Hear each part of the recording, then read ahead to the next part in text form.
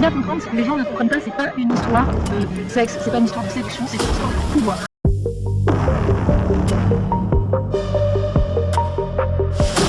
Il faut bien comprendre, c'est que les gens ne comprennent pas, c'est pas une histoire de sexe, c'est pas une histoire de séduction, c'est une histoire de pouvoir.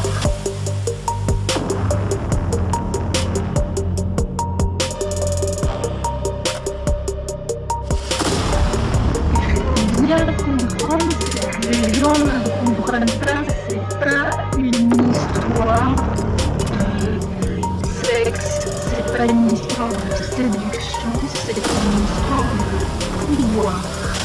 Ça n'a rien à voir, c'est par le sexe, c'est une histoire de pouvoir, c'est-à-dire que c'est pas il a été séduit et tout, non, c'est quelqu'un qui veut prendre le pouvoir sur quelqu'un d'autre, justement pour reprendre le pouvoir parfois sur justement sa sexualité parce qu'elle a été gâchée quand il était enfant.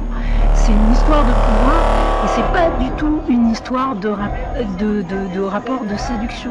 Faut arrêter de mélanger les deux, ça n'a rien à voir avec la séduction, ça n'a rien à voir avec du sexe, ça n'a rien à voir avec... Donc savoir la personne comment elle était habillée, pas habillée, ça ne change absolument rien.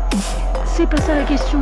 C'est pas ça, c'est juste le discours de l'agresseur pour se déculpabiliser. C'est le narratif qu'on essaye de nous vendre. Voilà, c'est exactement, c'est le narratif qu'on essaye, mais on sait très bien que ça n'a jamais été la taille d'une robe qui faisait qu'on était plus agressé ou moins agressé. Il n'y a qu'une chose qui fait qu'on est agressé, c'est qu'on est de sexe féminin ou qu'on est faible, enfant ou en difficulté ou handicapé.